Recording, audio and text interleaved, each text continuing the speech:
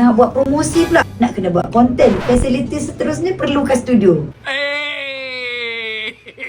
Kerajaan menyediakan fasiliti medan selera. Nak cakap fasiliti sementara, kita sediakan pasar malam, kita bagi area kawasan-kawasan nak bagi dia berniaga. Physical facility tu dah disediakan. Perlukan digital facility. Wujudlah platform Selangor ni untuk ada mini website semua usahawan. Dia daftar dalam platform Selangor.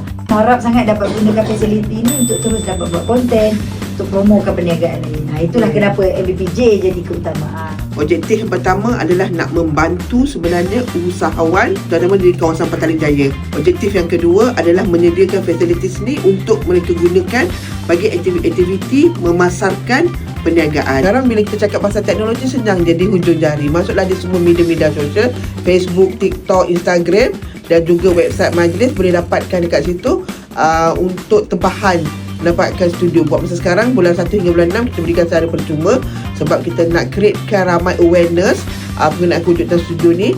Nanti untuk bulan seterusnya insya-Allah with the very minimum kadar harga yang kita akan tetapkan, sebab kita nak komit sebenarnya daripada peniaga supaya dia komit dan datang tempahan-tempahan yang telah dibuat.